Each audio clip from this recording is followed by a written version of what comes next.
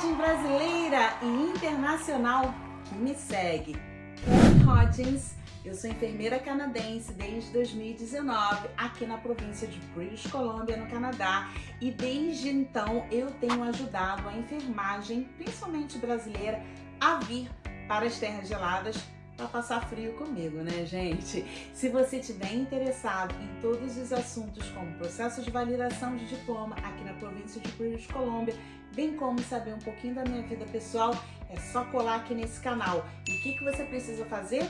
Ativar o sininho, porque todo momento que eu liberar um vídeo novo, eu tenho feito isso 2 vezes por semana, guerreira, você vai ser comunicado e você pode vir e apreciar o que eu tenho para lhe falar, minhas experiências de vida, que eu espero que eu esteja te inspirando. Você também pode dar um like nesse vídeo ou até um dislike, tanto faz, mas fica aqui comigo. E se eu puder melhorar, deixa um comentário aqui. Ai, Kelly, fala de uma forma diferente, ou faz isso, ou faz aquilo, ou tem alguma coisa em você que me irrita, ou eu te amo. Vamos ser positivo, né? Porque quando a gente joga amor pro mundo, a gente recebe. Então, eu só espero que vocês façam isso. Deixa aquele like maroto, ativa o sininho e vem comigo. Roda a vinheta!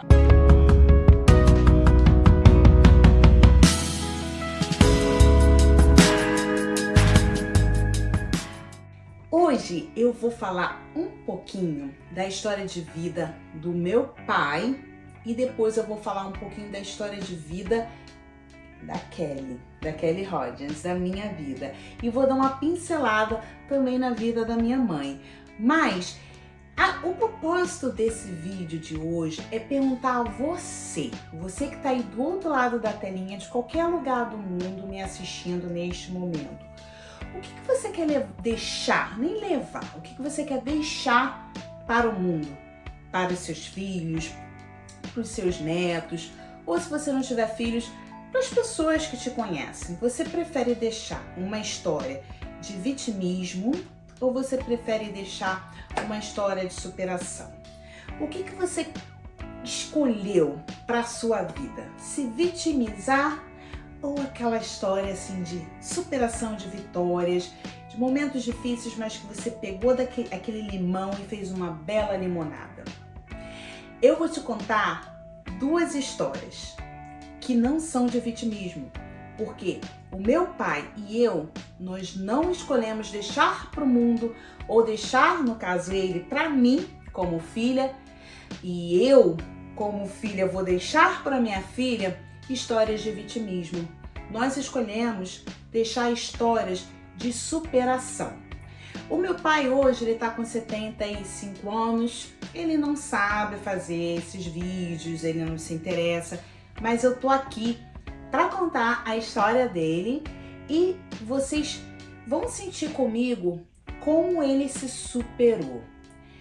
Eu vou fazer um grande esforço para não chorar, porque toda vez que eu conto essa história realmente dói muito, mas por outro lado eu vejo que eu sou quem eu sou hoje por conta dele, por conta dessa força, por conta de todas essas histórias que me machucam, que me fazem chorar, mas que hoje eu olho para tudo aquilo e vejo, nossa, ele me deixou uma história de superação e eu também estou deixando essa mesma história de superação para minha filha e para o mundo.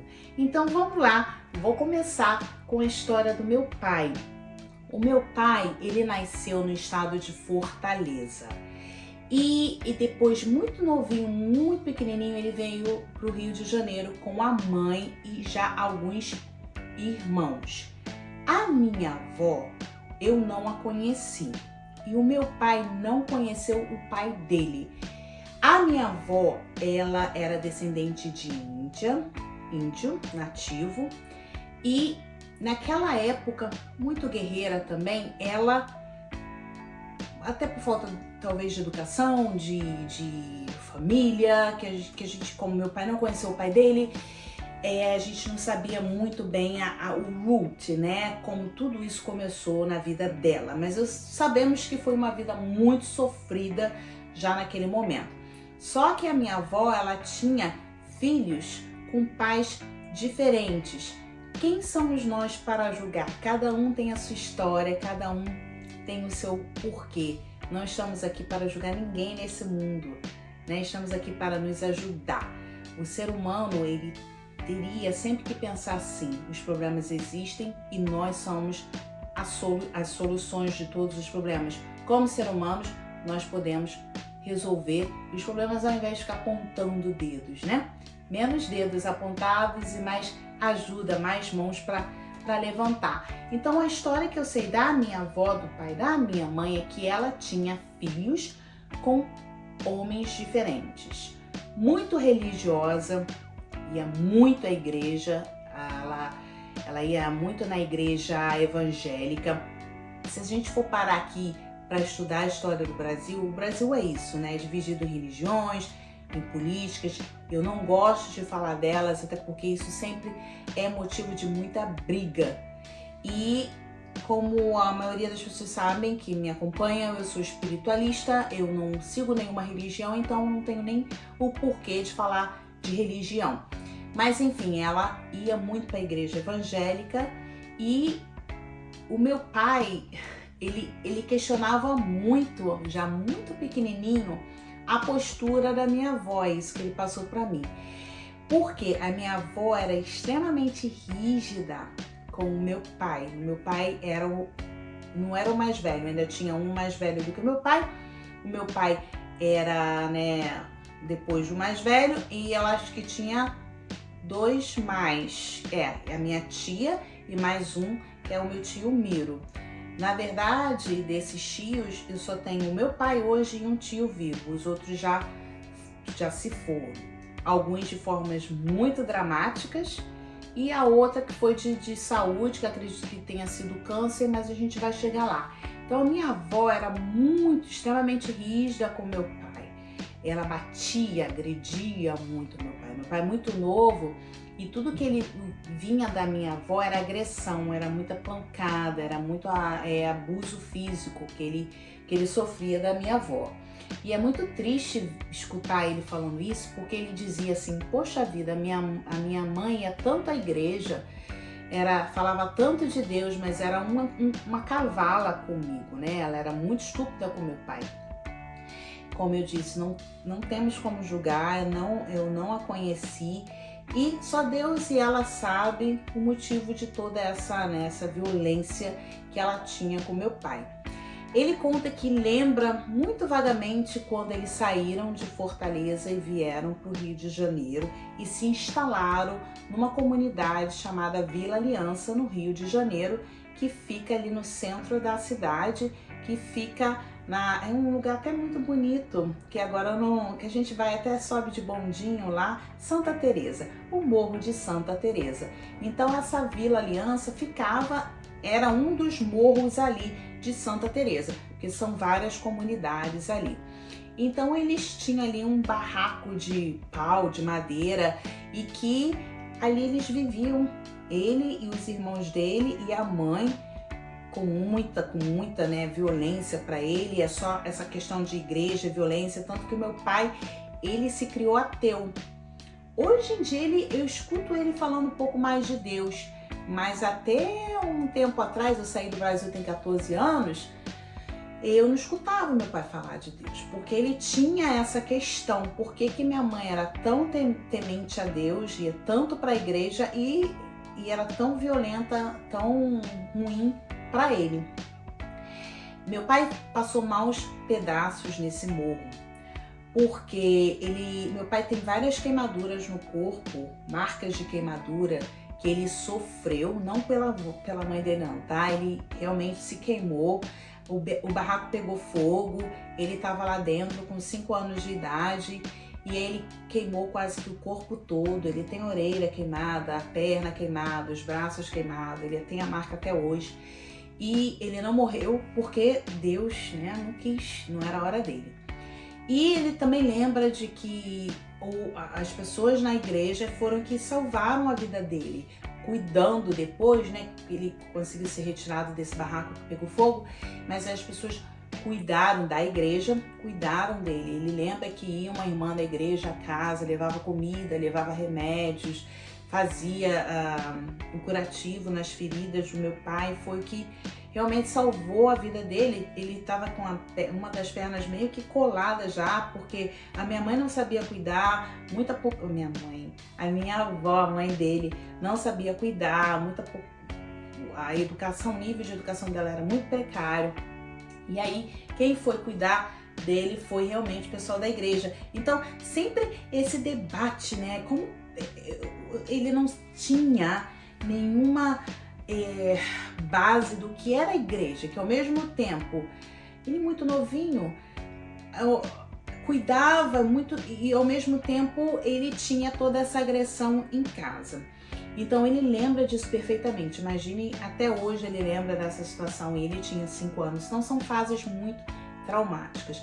Uma outra trauma que ele falou que passou com a minha avó, que ele nunca esquece, que ele era muito novinho também, depois desse acontecido aí da queimadura, ela pediu para ele ir até um certo local pegar água para levar para casa, porque ele já ajudava ela. Ele ajudava ela com os afazeres da casa, porque o irmão mais velho já estava na pista, já estava lá fazendo o corre dele, né? Sabe qual? Já estava envolvido ali com os manos, né? Com a situação do morro.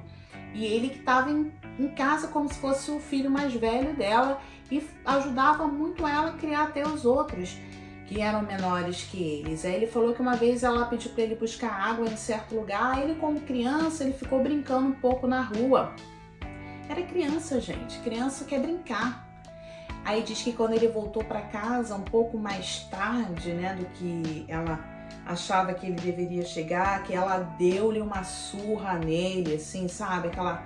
Aquele pau mesmo que ele não entendia por que ele apanhava tanto. Então, a vida dele era muito triste. Aí ele falou que um belo dia, eles estavam lá no barraco, estava chovendo muito no barraco em Santa Teresa, um barraco de pau. Essas chuvas de verão que geralmente acontecem no Rio de Janeiro, né? Que é um storm, cai aquele temporal de 30 minutos, 1 hora depois passam. Ele falou que o barraco começou a inundar de água e a terra começou a cair. Diz que a terra caiu tão rápido e parou assim no pé dele, na cama. Na cama não, né? No chão, que eles dormiam no chão.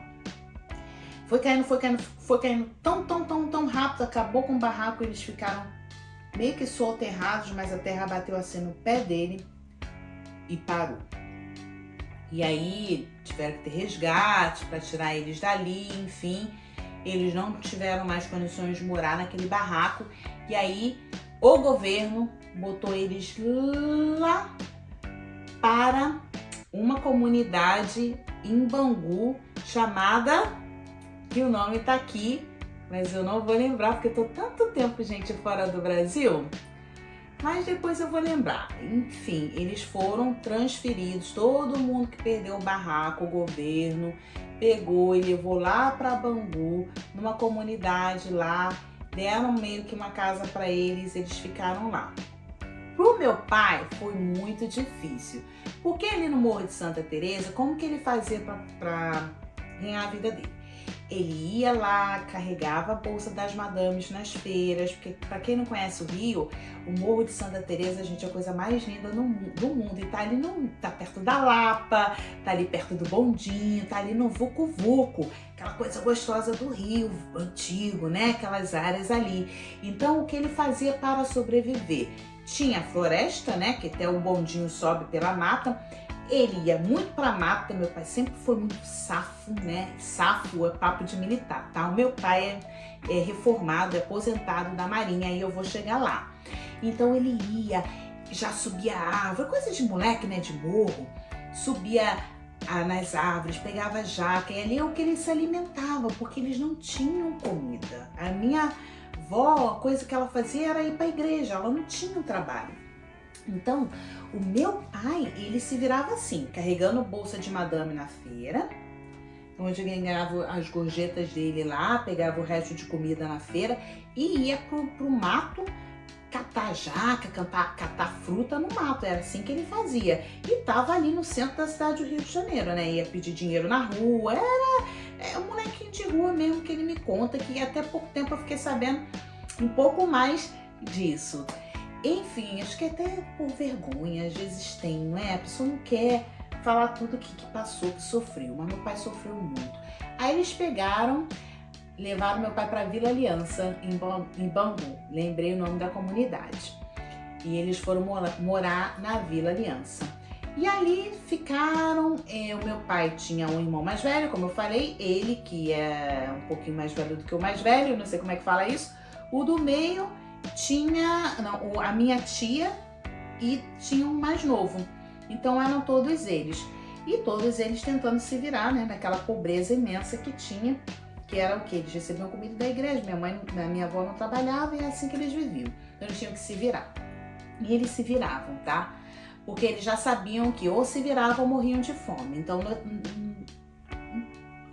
independente da idade que eles tinham, é assim que eles já começavam a se virar. A minha tia saiu de casa muito cedo, foi pro mundo, foi se virar. O mais velho já estava no mundo. O meu pai foi o único que, digamos assim, que meio que teve um final mais feliz depois de tanto sofrimento que ele passou.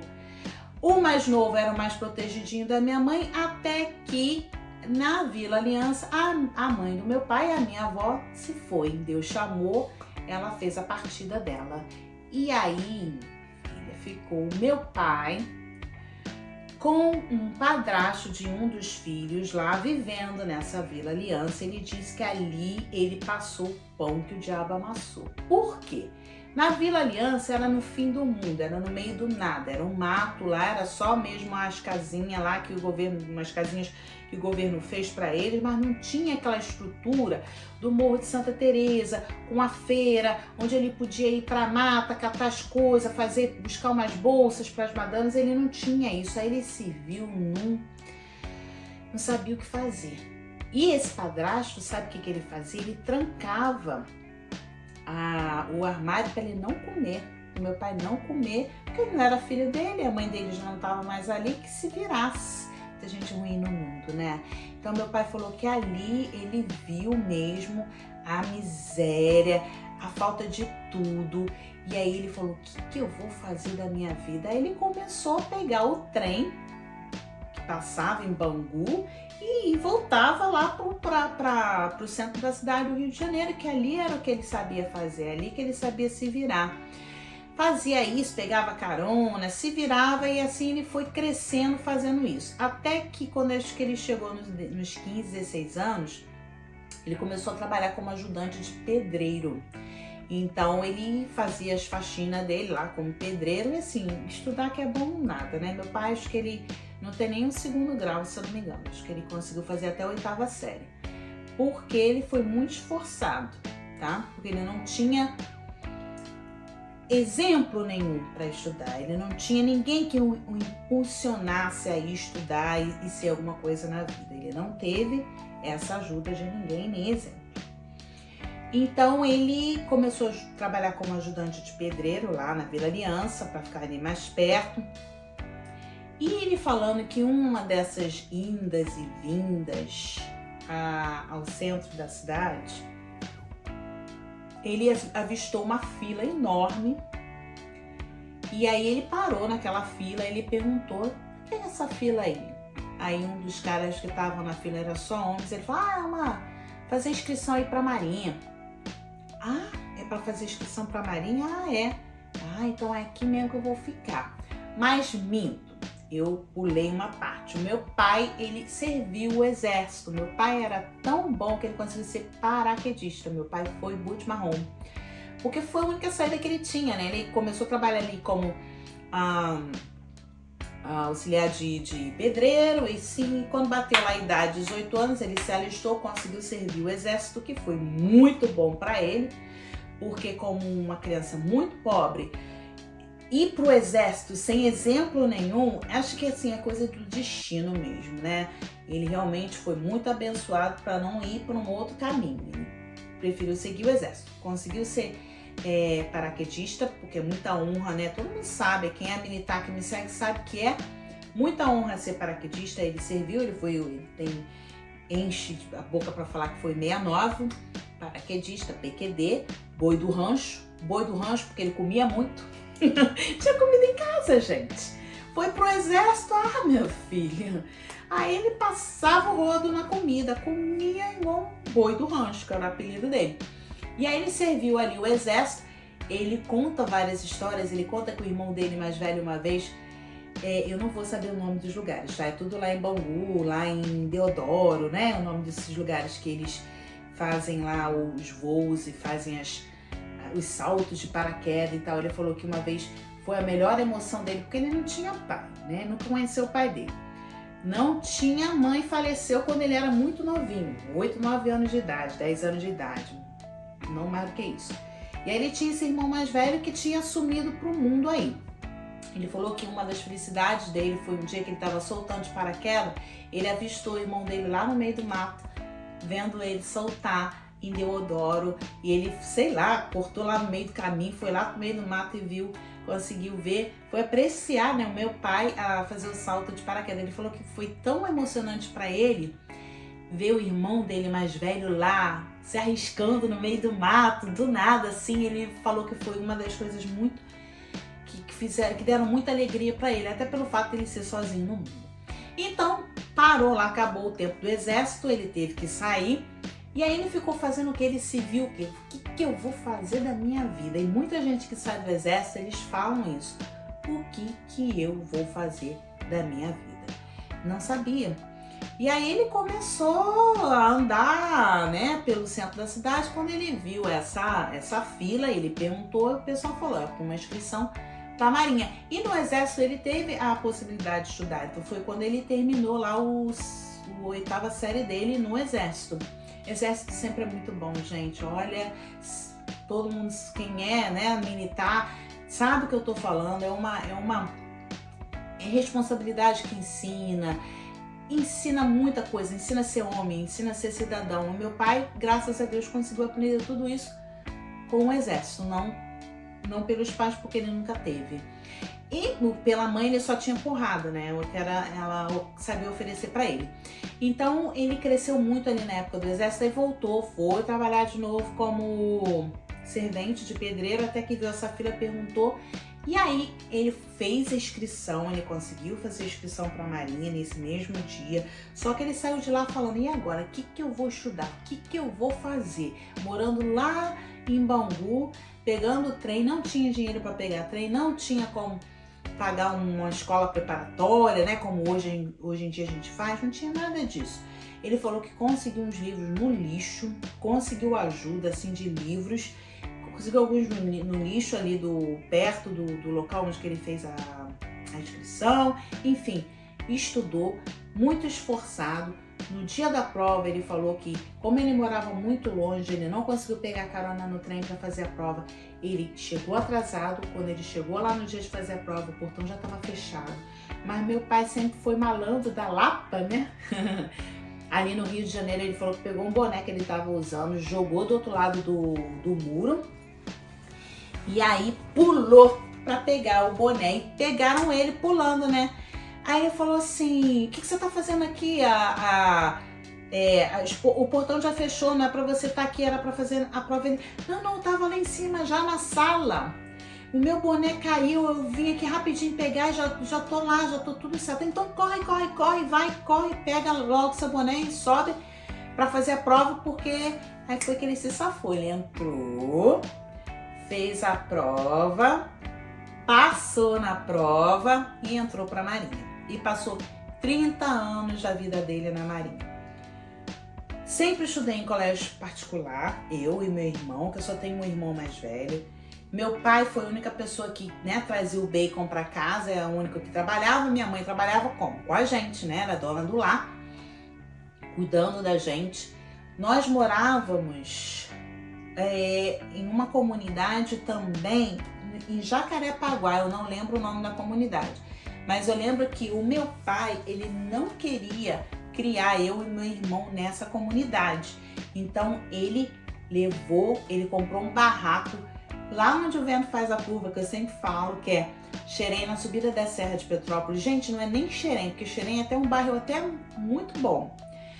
Era um bairrozinho onde eu fui criada, chamado Jardim Olímpo. Esse bairro, ele fica entre Santa Cruz da Serra e Xerém, digamos assim, na subida da Serra de Petrópolis. É um bairrozinho muito pequenininho, quase nada. Eu me lembro, eu vou deixar algumas fotos aqui para vocês de como era o nosso barraco naquela época. Era muito. Meu pai construiu esse barraco, ele comprou o terreno, ele construiu o barraco. Ele sempre foi muito danado, assim. Minha mãe não queria sair de Jacarepaguá de jeito nenhum, mas lá em Jacarepaguá a gente pagava, como é que se fala? O rent house. Era alugada, a casa era alugada. Ali naquele local, meu pai comprou a casa pra gente, então foi ali que eu vivi até os meus 18 anos, tá, gente? Aí eu tenho uma foto, eu mostro que eu já tava até grávida. Eu tava grávida ali, antes da Marcela eu perdi um casal de gêmeos. Foi muito triste, uma parte muito triste da minha vida. Mas enfim, foi nesse lugar aqui que eu fui criada. Eu vou deixar as fotos aqui pra vocês. E ali também, gente, agora a minha parte, a história do meu pai, ele viveu na Marinha, conseguiu dar estudo pra gente, sempre quis dar o que uma classe baixa para médiazinha pode dar. Nem sei se eu posso ser me considerada a classe média, mas eu acredito que sim, porque como eu sempre estudei em colégio privado, eu nunca ganhei nada do governo. Tá? Mesmo por ser negra, preta da cor, né, na minha pele ser preta, eu nunca ganhei nada do governo, porque eu sempre estudei em colégio privado. Eu tinha meu transporte privado para ir pro colégio, sempre estudei no colégio católico a minha infância toda. Meu pai sempre falou, vai, estuda inglês, faz cursos de inglês, não importa qual curso, vai lá, faz que eu pago. Então assim, meu pai, a gente sempre teve uma vida tranquila, eu nunca lembrei que eu tenha passado fome em casa, alguma coisa assim. Meu pai nos deu a vida que ele não tinha, ele me deu o estudo que ele não teve, ele me deu tudo que ele não tinha. Só que eu não estava satisfeita com tudo aquilo, eu não estava satisfeita. E quando eu olhava ao meu redor, não que eu não era feliz, eu era felicíssima com o pai que eu tinha, com a mãe guerreira que eu tinha, eu era felicíssima com tudo isso. Eu queria mais do que eu vivia ali, tá? Moral da história. Para esse vídeo não ficar muito comprido, muito longo, eu vou dividir ele em duas partes. Vocês escutaram hoje a parte da história do meu pai, a história que ele não se vitimizou, que é uma história de superação. Ele foi um guerreiro, ele foi um herói, com muitos erros, com muitos acertos também. É muito difícil uma pessoa que nunca teve amor, dar amor. Eu penso assim, ela pode até aprender, mas é muito difícil. Então meu pai errou muito, mas ele acertou muito mais do que ele errou comigo e com meu irmão. Com a minha mãe também. Hoje eles são separados, mas são amigos. Estão vindo para cá me visitar em junho. Então esse vídeo vai ter parte 1 e parte 2. A parte 2 eu vou falar da minha vida, como foi eu ser criada nesse lugar aqui que vocês viram e onde eu estou hoje, e por que eu preferi também, como a história do meu pai, não me vitimizar e sim lutar e deixar uma história de superação para minha filha hoje, que eu tenho certeza que porque ela me fala, ela mesma me diz, ela muitas vezes ela fala, mãe, do nada, assim, às vezes a gente está juntas na cozinha ou algum lugar lá, ai, mãe, muito obrigada por ter feito o que você fez, por ter me trazido para cá, por ter me dado essa oportunidade, por você ser quem você é, ter estudado tanto. Eu lembro que você estudava tanto e hoje você faz o que você gosta, hoje você ajuda pessoas, inspira pessoas. Então é isso que é o legado que eu tô deixando para ela, o exemplo, a minha experiência. Então isso é muito gratificante. E o meu pai, ele me deixou isso, essa força, essa vontade de mudar, essa vontade de fazer diferente, mudar a vida dele e não se vitimizar, não ir pro lado da droga, da violência, da criminalidade para ganhar dinheiro fácil. Não, então hoje em dia eu posso abrir uma câmera e dizer, nossa, a história de vida do meu pai foi uma história que com certeza me motivou a ser quem eu sou hoje, e é uma história linda de compartilhar, uma história linda de de mostrar para vocês, porque tem muita gente que eu venho até assim nas minhas redes sociais e falo, eu queria tanto, mas eu não tenho dinheiro, eu queria tanto, mas eu não falo inglês, eu queria tanto, mas eu tô pobre, eu tô isso, aquilo. Pare com isso. Quanto mais você fala na pobreza, na miséria, mais ela você vai trazer, mais isso vai puxar para você, vai trazer isso para você, entendeu? Eu sei que por mais que você tenha lá, mas sempre tenha pensamentos positivos, de faça alguma coisa. O mundo, olha, o planeta, ele tá sempre rodando, tá sempre saindo da posição que ele tá sempre modificando. Você faz parte desse planeta, você é esse planeta. Rode, mude. Pare de ficar ali naquele lugar de lamentação, de vitimismo, dizendo que você não pode, trazendo essa energia negativa para você. Você pode sim. Primeiro, mude aqui o seu mindset. Acredite, você tem saúde, não importa a sua idade, não importa aonde você estiver. Você pode sim mudar a sua realidade. Então, conte você para mim, ou para você mesmo, ou para os seus filhos, os seus futuros netos, ou para as pessoas que te rodeiam. O que você vai deixar para elas? Qual o legado que você vai deixar? A história do vitimismo ou a história ali de superação, de garra, de coragem, de força? O mundo tá aí para te escutar. E faça assim, por você. Você em primeiro lugar, segundo e terceiro. Então, gente, se vocês gostarem, deixem um comentário aqui, pode ser positivo, negativo, uma crítica, uma sugestão, o que vocês quiserem. Dá aquela ativada no sininho se você ainda não fez, dá aquele like maroto e a gente se vê na parte 2 desse vídeo. Um beijo e até mais. Gratidão.